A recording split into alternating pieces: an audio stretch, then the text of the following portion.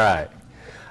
So I'm going to be focusing on rodents primarily, as well as some information about bird management at the end of my talk today. But if you do have questions about other things, such as rabbits, maybe deer in a few cases, you can feel free to ask some questions at the end, and I'll do my best to answer those as well.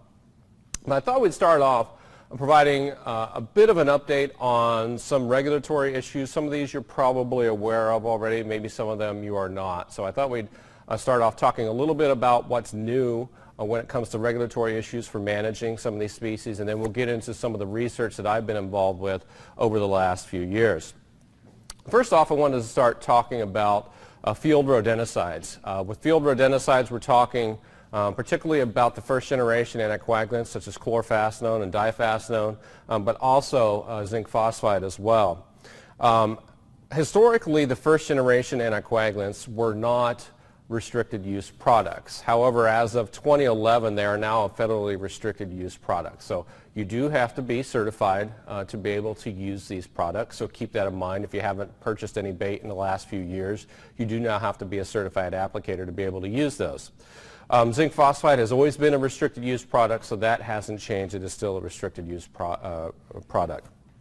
One other change is that on a lot of the labels for the anticoagulants, they do now require pre-baiting. Pre-baiting is where you use a non-toxic version of the bait first to verify that the animals are out there consuming the actual bait and that you don't have high consumption by non-target species. That was not always on some of the previous labels, but it is on most of the current labels now, so be aware of that as well. There are burrow fumigants that we oftentimes use to manage burrowing rodents. One of these is aluminum phosphide. Some of the common commercial names of aluminum phosphide are phostoxin and fumitoxin. There's weevilside, there's a few others out there as well. These are very effective tools for managing burrowing rodents, but they are also a very restricted use product.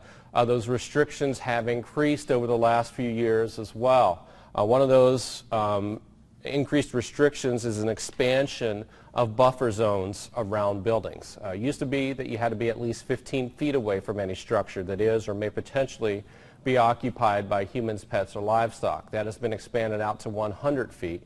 So it's quite a bit further out now that you have to be away from these structures. So that's important to keep in mind. It basically eliminates its use from most of the residential areas. And in production ag, it's usually not that big of an issue, but when you're close to buildings, you do have to keep that in mind. Also, application sites do now have to be posted as well. That did not used to be on the label, but it's on there now. It's a 48-hour posting for that. So keep that in mind. You have to post sites if you use aluminum phosphide. You also need a fumigation management plan. This has always been the case, but a lot of times people don't realize that. But you do have to have a fumigation management plan on file if you're going to use aluminum phosphide. So there are some extra steps that you have to go through to be able to utilize this product, but it is a very effective tool, so certainly something to keep in mind. And we'll talk a little bit more about its use a little bit later today. I will say that when it comes to aluminum phosphide, I've seen a lot of variability from county to county as far as how they're enforcing some of these new regulations. And so I always generally recommend that before you use aluminum phosphide in your county, that you first contact your county ag commissioner's office and see how they're interpreting some of these changes, because sometimes some counties are a little bit stricter on some of these interpretations and other counties are a little bit more lax on how they're interpreting some of the label, because the label isn't overly clear in some of the language on it. And so different counties are interpreting things differently. So just keep that in mind when it comes to using this product. Now we also have another burrow fumigant that we can now use, and that's the use of carbon monoxide producing machines. Historically, these were not legal for use in California, but as of January 1st, 2012, they are now a legal use in California for managing burrowing rodents. There are several different commercial products available that fit this bill. One of them is the PERC machine. The PERC's been around for the longest. The PERC stands for Pressurized Exhaust Rodent Controller. Essentially what it is a small motor that creates exhaust. It then pumps it through these coils here at the top, and that cools that exhaust off. And then it stores it in the large air compressor. And then you can use hoses and probes to extend that out, probe down into the burrow system, and inject the gas into the burrow system. So this has been around for quite a while.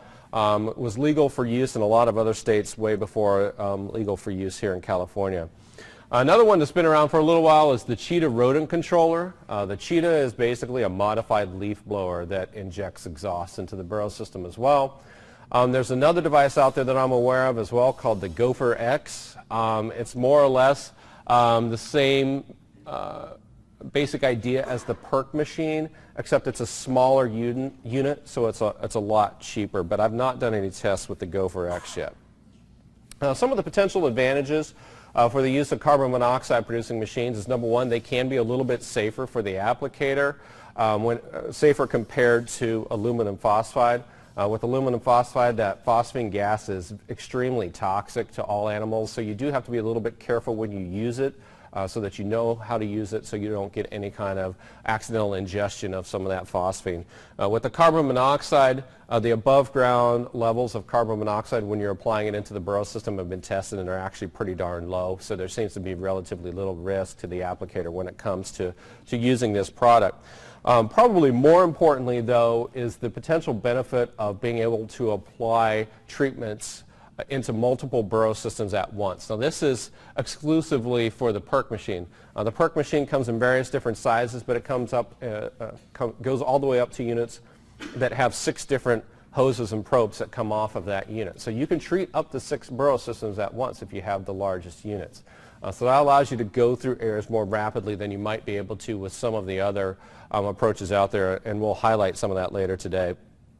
Originally, when these machines were first legalized for use, they were not regulated by DPR, so that allowed you a little bit more flexibility on some of the areas where you could use these, but it is now currently being regulated by DPR, so basically the restrictions are the same as it is for most of the other burrow fumigants.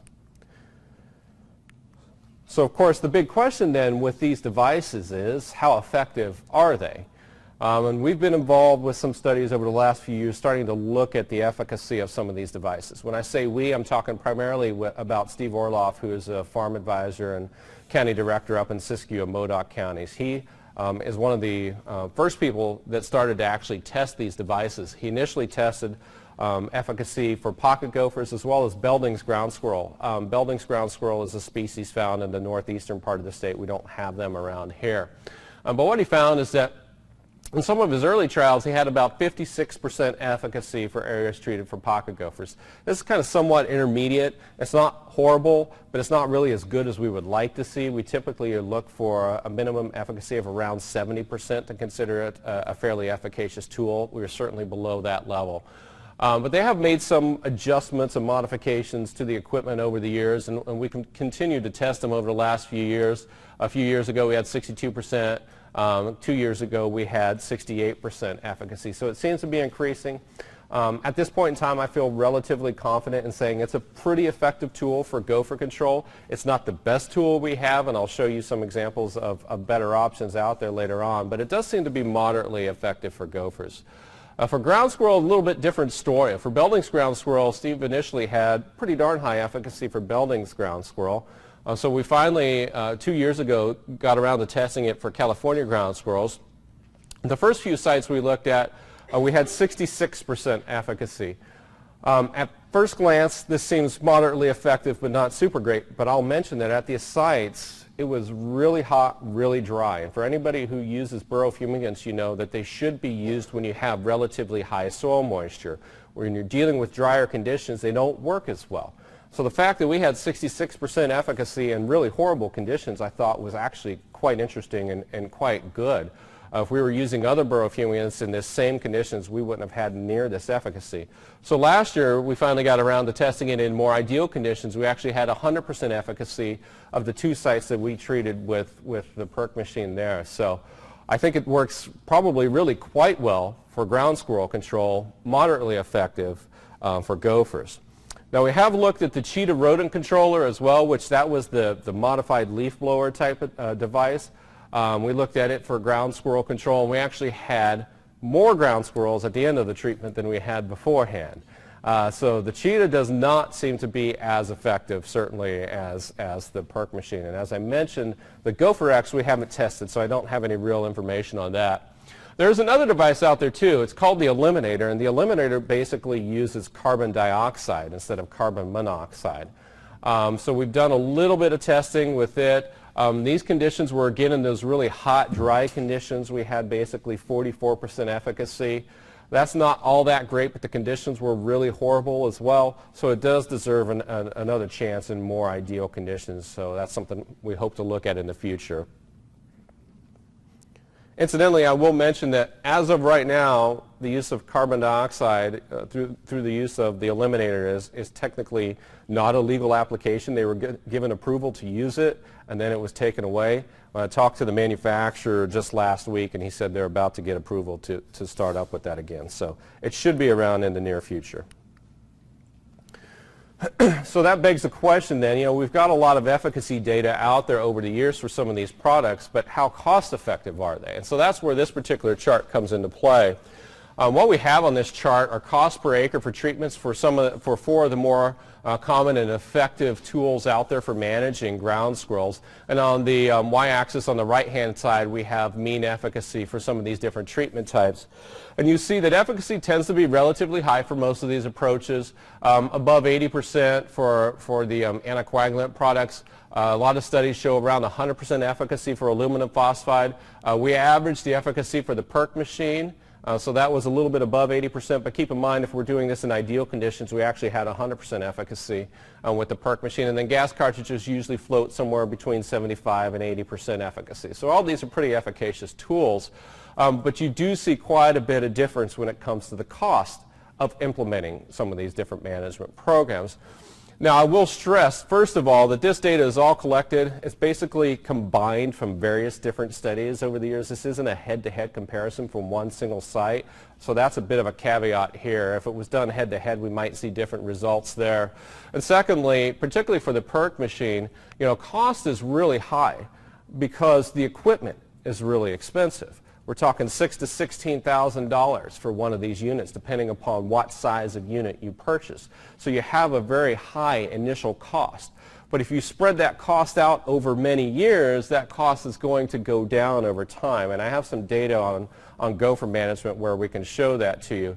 I just want to provide that caveat that this cost is so high in part because you have that high initial cost. If you use it more, that cost will go down over time. Still, relatively speaking, the PERC machine and gas cartridges are generally going to be the most costly tools you have out there for managing ground squirrels.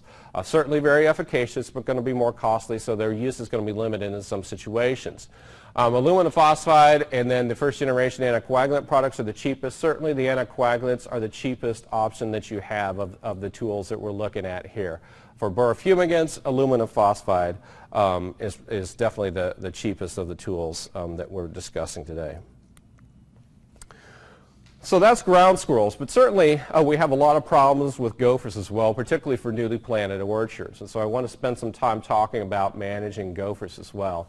And we have a variety of different tools that we can use for managing gophers. We talked a little bit about using the PERC machine for gopher control, but there's lots of other tools out there as well. Trapping is one of those tools. Trapping, I think, is a really effective tool for managing gopher populations in a lot of particular areas. One of the first questions I usually get, of course, though, about trapping is, what trap should I use? There's lots of different gopher traps out there on the market, and we have been testing some of those traps over the last few years. The one trap that has always seemed to rose to the top is the Gophinator trap. The Gophinator is pretty much just sold online, so you have to go online to find it, but price-wise, it's every bit as cheap as some of the other traps. In fact, it's a lot cheaper than a lot of the other traps out there. But we have tested that trap in particular in comparison to the Maccabee trap. Many of you are probably familiar with the Maccabee. The Maccabee has been around in the state for well over 100 years, probably the most commonly used trap in the state. We compared those head-to-head in several different studies, and what we found is that the Gophinator has always proven to be a more effective trap than the Maccabee, and it's proven to be more effective in large part because it has the ability to capture larger gophers at a much greater rate. And that's what we're seeing on this bottom chart here. What we have are different size classes for gophers and then capture rates along the x-axis or the y-axis. and that's broken down by the two different trap types with the gophinator on top and the Maccabee on the bottom. And you see that for the smallest size class in gophers, we actually capture the same proportion of gophers using both traps. So it really doesn't matter when you're dealing with small gophers.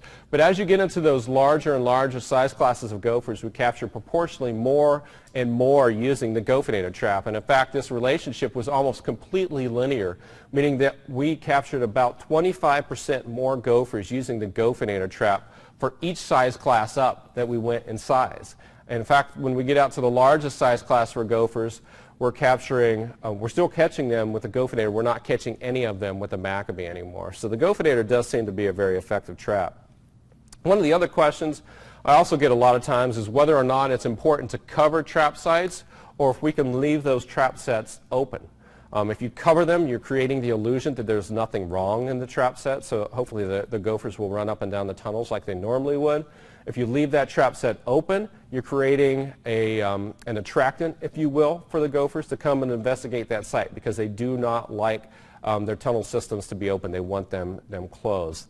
And so that was the general arguments in both directions. And essentially what we found is that it really didn't make a whole lot of difference whether you covered them or left them open. We did have slightly higher capture rates during summertime when we had hotter conditions out, but that slight increase in capture rate was offset by the amount of time it took to cover and uncover those trap sets when you came back to check them, to the point where we caught the same number of gophers per day whether or not we covered those trap sets up or left them uncovered. And in fact, when we trapped in cooler times of the year, we actually had slightly higher capture rates using uncovered trap sets. So for me, when I'm trapping in field conditions, I'm generally using uncovered trap sets just because it's a lot quicker and easier to use. Other questions I get, are there any attractants that we can use to increase efficacy? We've studied several different attractants. We've found essentially no impact by having an attractant associated with these traps. The gophers move up and down those tunnel systems at a high rate. Attractants don't seem to matter. Human scent is the other question I get. Does it matter if I touch the traps with my hands, or do I have to wear gloves all the time? And we tested that this last year, and there's really no impact at all by human scent. So I wouldn't be too concerned about eliminating human scent. So the next question is how effective can trapping actually be? And it turns out the answer is highly effective. We've looked at this in several different crops, including wine grapes and alfalfa. I know we're not talking about either of those today, but the results are generally the same across different commodities. And what we found, basically there's two things I want you to take home from this particular slide. The first one is that trapping is highly efficacious. After 2 trapping sessions, we were about 92 to 93% removal rates for both of the different crops that we were looking at. So it was amazingly consistent, number one. And then number two, you notice that there is a definite increase between the first trapping session to the second trapping session for both crops, meaning that if you go through an area twice, you're going to be much more effective at eliminating that population than if you go through that area just once. And this is really important to keep in mind when it comes to gophers, because for example with ground squirrels, if you do a bait application, a single bait application oftentimes is enough to remove the large portion of the ground squirrels out there. That's not the case with gophers, because with gophers they're living below ground the vast majority of their life. For us to be able to target gophers, whether it's with trap, bait, burrow fumigants, etc., we have to be able to find out where they are, and we find out where they are by their mounds. We have to key in on the freshest mound activity in order to be able to get rid of these individuals. But gophers don't always create new mounds. It may be 3 days, it may be 7 days, it may be 2 weeks in between when they create one mound to the next mound. So if we go through an area once, there's a good chance that there's a small proportion of those gophers out there that won't have created any new mounds in the last week or two, and therefore we will not be able to target them and remove them. And in fact, some of the past research has shown that about 20% of the gophers are going to be missed each session because you didn't know where they were because of fresh activity. So when it comes to gopher management, you really have to plan on going through these areas at least twice, usually separated by about 1 to 2 weeks is an ideal time frame for separation between different treatment periods. But that's really important if you want to maximize the efficacy of management programs for gophers. Of course, trapping isn't the only tool we have. We also have rodenticides that we can use for managing pocket gophers.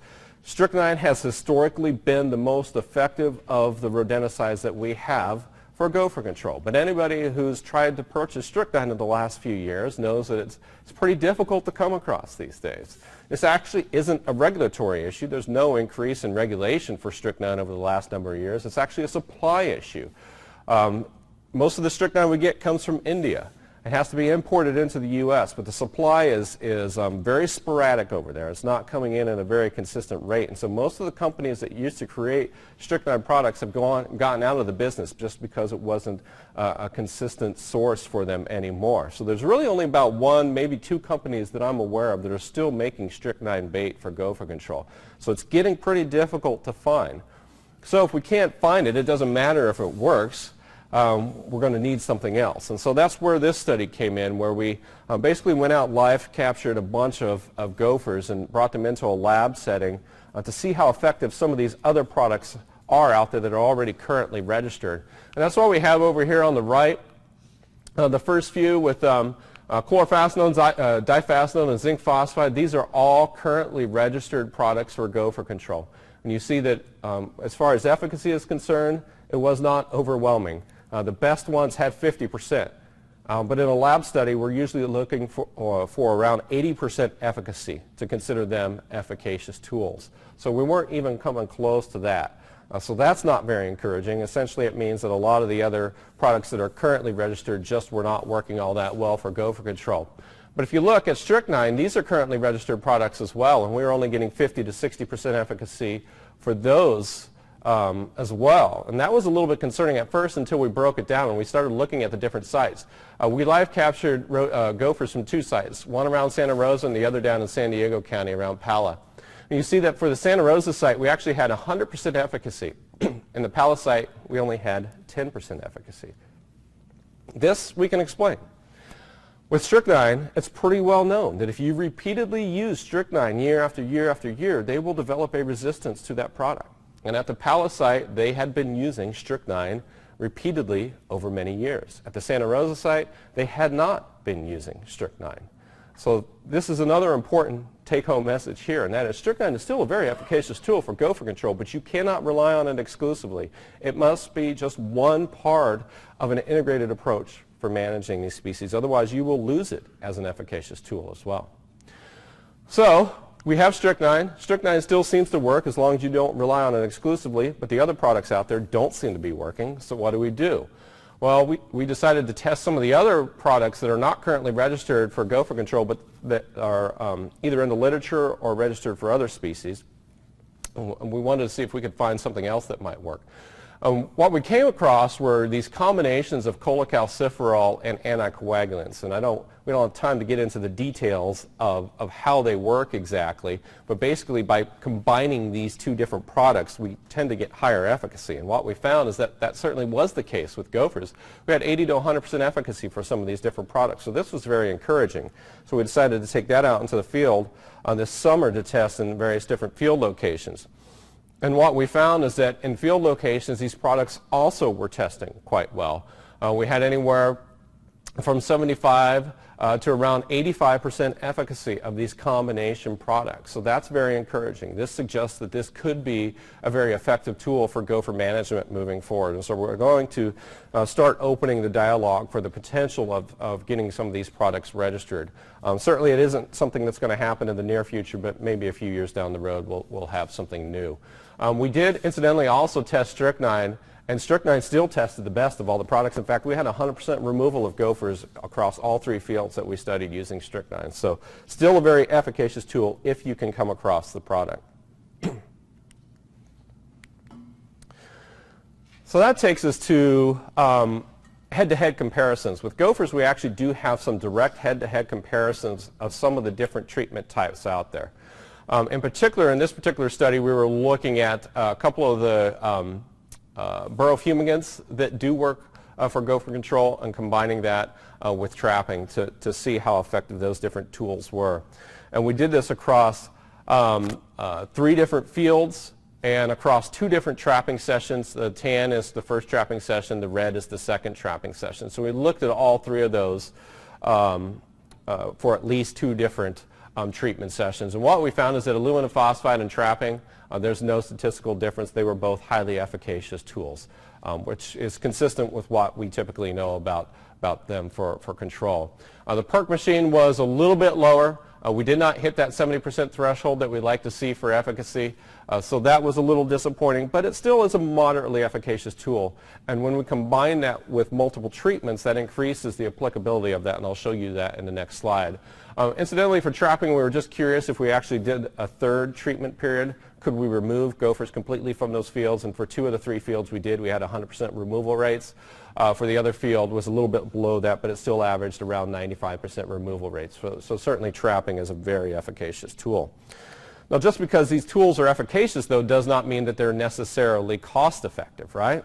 Because some of them are going to be a little bit more costly to implement than others. So that's where the next component came in. First, we wanted to look at that time commitment. How much time does it take you to remove these gophers per day? So what we did is we looked at the number of applications we could put out there per day for each of these different treatment types, and we combined that with the efficacy that we get from these different treatment types. What we found is that they all were actually surprisingly similar. Trapping and aluminum phosphide were completely similar. We were basically removing 44 gophers per day per individual in an 8-hour day at these particular sites. So a lot of times people think trapping is a little bit labor intensive, and it can be in some soil conditions, but in other soil conditions it's not near as labor intensive, and so it certainly can be a very viable tool for gopher management. The PERC machine, though, remember, with the PERC machine we had quite a bit lower efficacy, but yet we're actually removing slightly more gophers per day using that. And this is because we can treat multiple burrow systems at once. And so that does increase the potential utility of using the PERC machine. This certainly is not a statistically significant difference, but it does show you that it certainly can be a viable tool, I think. Now, how does that relate to cost then? Because number one, we do have the cost of labor, having people out there, and that's really represented by these numbers to some extent, but then we also have the cost of the materials, the startup costs, etc. So with the PERC machine, you have a very high initial cost because you have to buy that machine, and it's $6,000 to $16,000. With traps, you do have to buy enough traps for you to be effective, and that can be very expensive, fairly expensive as well. Aluminum phosphide, though, you're basically just buying the product, so that cost stays the same over time.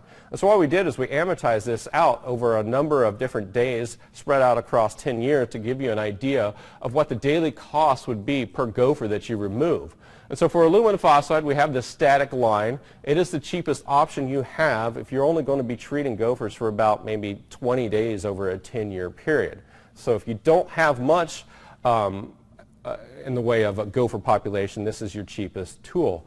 But very quickly, trapping becomes a cheaper tool because you don't have to buy that product every day year after year for management. So for trapping, actually, it's the cheapest tool of all of the ones we looked at. The PERC machine, if you use it a whole lot, eventually that cost gets down there similar to some of the other tools.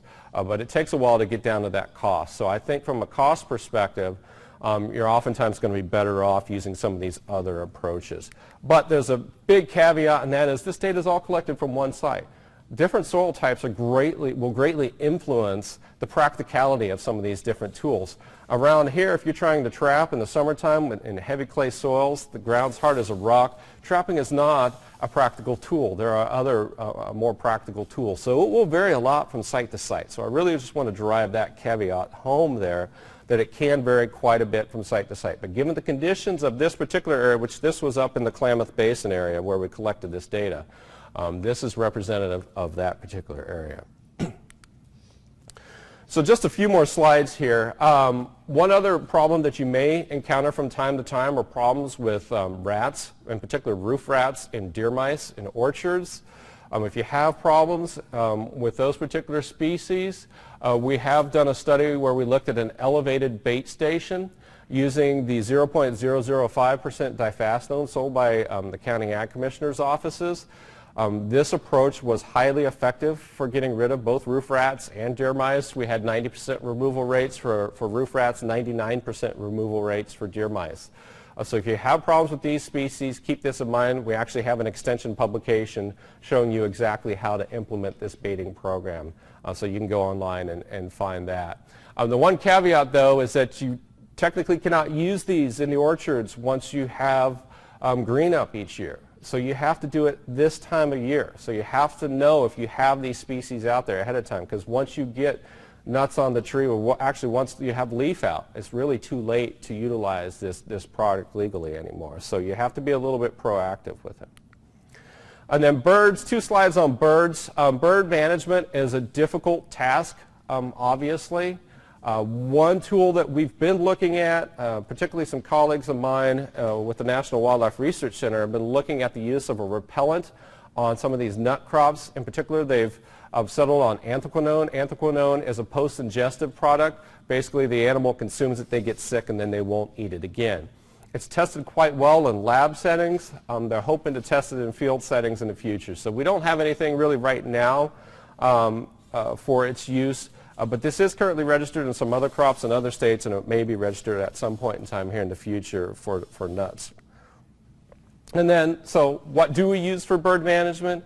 Well, still primarily just frightening devices, electronic distress calls, bird bombs, shell crackers, propane cannons, things like that.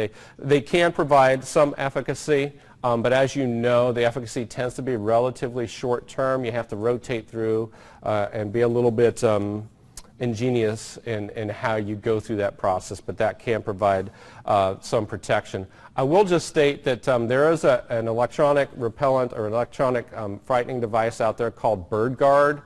I've gotten a lot of good feedback from people as far as the efficacy of that. It basically rotates through different sounds and is supposed to last for a longer period of time than most of the original electronic distress calls. And so we've had fairly good feedback on those devices, but they haven't been officially tested yet.